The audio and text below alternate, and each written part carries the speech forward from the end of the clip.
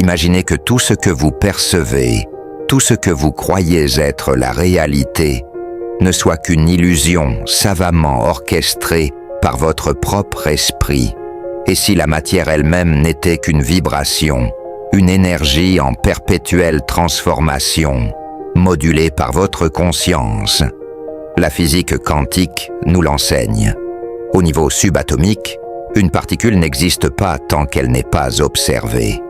C'est ce que le physicien Werner Heisenberg a démontré avec son célèbre principe d'incertitude. Mais que signifie réellement cette découverte? Et surtout, quelles en sont les implications sur notre vie quotidienne?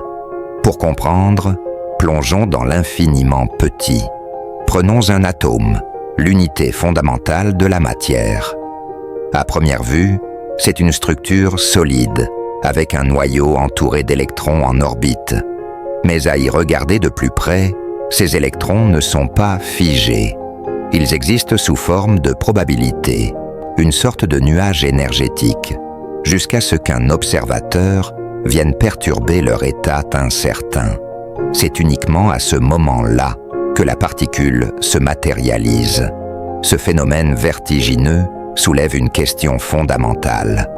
La réalité existerait-elle indépendamment de notre conscience? Ou bien est-elle créée par notre perception? Cette idée trouve un écho fascinant dans le dossier secret de la CIA sur le projet Gateway. Ce document, longtemps classifié, explore la possibilité que l'esprit humain puisse interagir directement avec l'univers énergétique qui nous entoure. En d'autres termes, notre conscience ne se contente pas de percevoir la réalité, elle la modèle. Imaginez un rêve dans lequel vous êtes poursuivi par un monstre. Plus votre peur grandit, plus la créature devient terrifiante. Mais si vous changez votre état d'esprit, si vous réalisez que tout cela n'est qu'une illusion, le monstre disparaît. Selon certaines théories, la vie fonctionnerait sur le même principe. Prenons un exemple concret. L'eau. À l'état solide, elle est visible et tangible. Lorsqu'elle s'évapore, elle devient invisible, bien qu'elle soit toujours présente sous forme de vapeur. De la même manière, la matière et l'énergie ne sont que deux aspects d'une même réalité, fluctuant en fonction des vibrations. Une fréquence basse crée une matière dense et tangible. Une fréquence élevée donne naissance à une énergie subtile et imperceptible. Si tout dans l'univers est énergie, alors nos pensées, nos émotions et notre conscience sont elles aussi des vibrations. Et voici où tout devient fascinant. Notre état d'esprit influencerait directement la matière.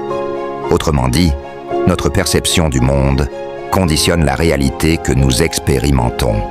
Cette idée est soutenue par la loi de l'attraction, un concept popularisé mais souvent mal compris. Ce n'est pas simplement une question de pensée positive, mais un processus plus profond, celui de l'alignement entre nos pensées, nos émotions et nos actions.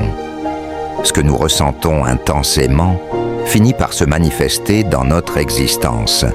Cependant, la clé de cette transformation réside dans un élément fondamental, l'amour, une émotion universelle qui transcende les barrières et élève notre fréquence vibratoire.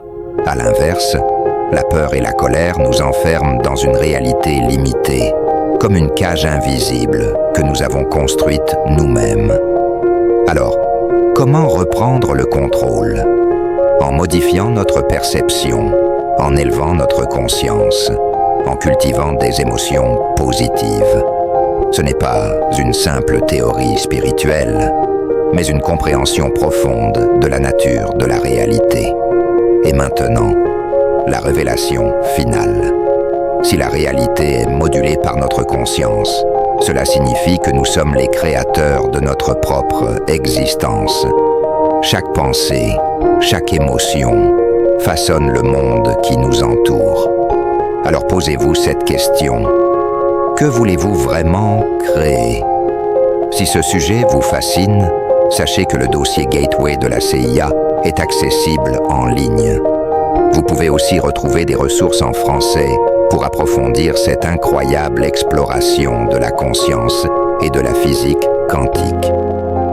Abonnez-vous pour ne rien manquer des prochaines révélations. Et surtout, souvenez-vous, la réalité n'est peut-être que le reflet de votre esprit. À vous d'en prendre le contrôle.